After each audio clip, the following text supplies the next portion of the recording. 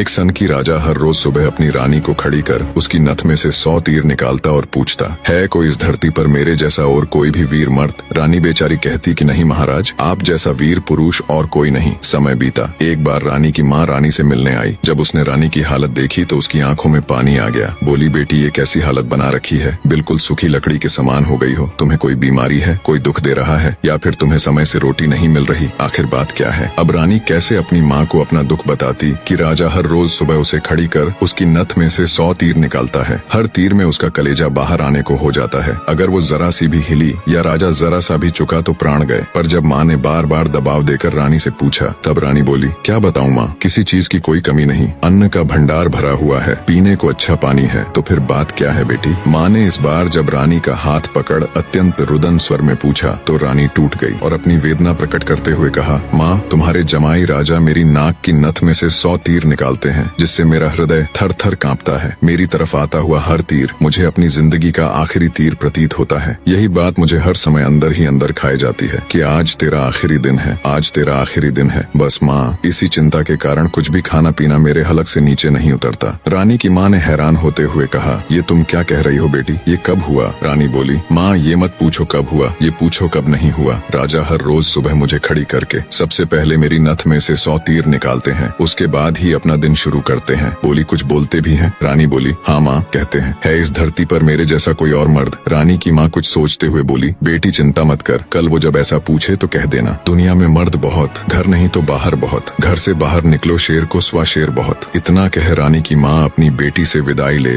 अपने घर चली गई। अब रानी को इंतजार था तो बस अगली सुबह का। राजा ने सोती हुई रानी को हाथ पकड़कर उठाया और कहा, रानी आ जाओ, समय हो गया। रानी ने सोचा, हे भगवान, बस आज और बच जाऊं, फिर तो जो माँ कहकर गई थी वो बोल दूंगी। और उठकर बाग में जाकर आंख बंद करके अपनी नथ पकड़कर खड़ी हो गई। राजा ने रोज की तरह एक के बाद एक 100 तीर रानी की नथ में से निकाले। तीर निकाल राजा बोला, बोल रानी, है दुनिया में मेरे जैसा कोई और शूरवीर मर्द? रानी हिम्मत जुटा बोली, महाराज, दुनिया में शूरवीर मर्द बहुत, घर नहीं तो बाहर बहुत, आप बाहर निकल के देखो शेर को सवा शेर बहुत। राजा हैरान होते हुए बोला, ठीक है रानी, अगर यही बात है तो कुछ खाने का सामान दो, मैं जा रहा हूँ बाहर शूरवीर मर्द देखने, मैं भी तो देखूं है कोई मुझसे ज्यादा शूरवीर मर्द इस दुनिया में। थोड़ा बहुत खाने पीने का सामान ले राजा निकल पड़ा। चलते चलते एक कच्चे रास्ते पर हो लिया। थोड़ी दूर ही चला तो आगे देखा एक आदमी रास्ते के किनारे पर लेटा ऊपर की तरफ एकटक देख रहा है। राजा को बड़ा कौतूहल हुआ। ऊपर की तरफ देखा तो उसे सिवाय सूर्य की तेज किरणों के कुछ दिखाई नहीं दिया। गया जिज्ञासावश उसके पास और पूछा, क्यों भाई, ऊपर क्या देख रहे हो?